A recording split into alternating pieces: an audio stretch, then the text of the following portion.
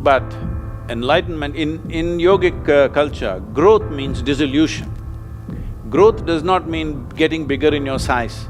Our idea of growth is dissolution, because if you dissolve your limited persona, then you are as vast as the universe.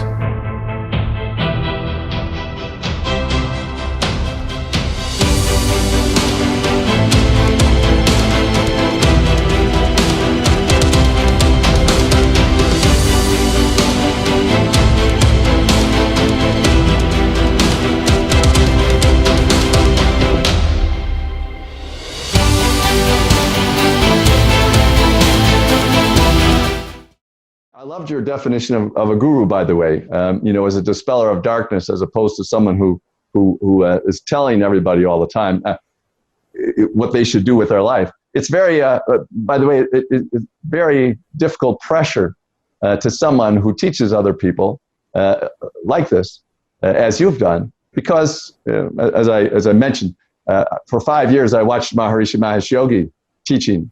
And all the people, and he gave and gave and gave, and all the people around were taking, and it's a very interesting pressure on the personality. I was wondering, since you have a sense of humor, whether that's what helps you, resist this pressure of everybody asking of you these questions, just like you said about others. How do you react to that? I don't see any pressure because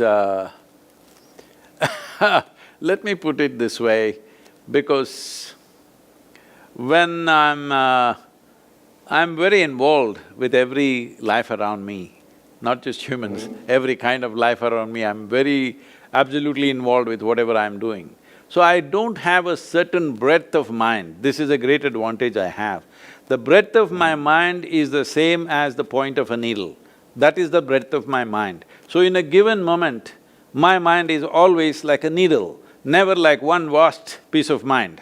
Well, my mind is not a universe, my mind is just a point of a needle. That's why it penetrates into anything that it sees. So I don't have points, there is no pressure. You can't put pressure on a point of a needle because it's so small.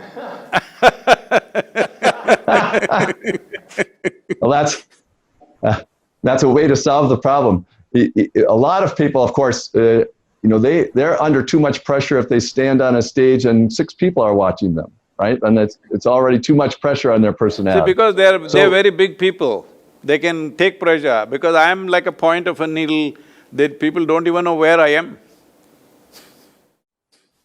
It's a very interesting way to put it, because the experience of enlightenment is supposed to broaden you out, but you say it focuses you down to the point of a needle. No, I don't know whoever said broadening.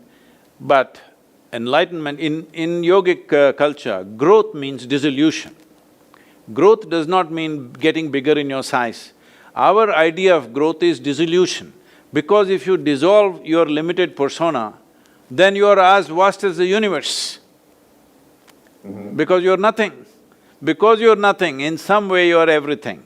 So I don't have the pressure of carrying any knowledge in my head because I don't carry anything. When I walk on the street, I'm totally empty in my head. So I never experience any pressure because there is no knowledge in me, just a sharp sense of perception at that given moment.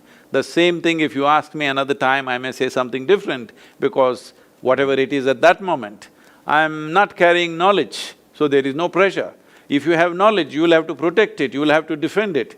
I am not defending anything, I am all the time ridiculing all this.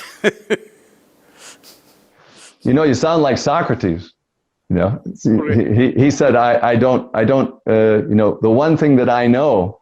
There's a story about Socrates that the Delphic oracle told somebody from Athens that the wisest man in Athens was a man named Socrates. So the man went back and found Socrates and said, the Delphic oracle said, you're the wisest man in Athens. And Socrates said, that can't be true. But he thought about it, and after 10 years he said, well, it might be true. Everyone else thinks they know what they know, and I'm the only one who knows I don't know what I know. That's great. I think Socrates was an Indian.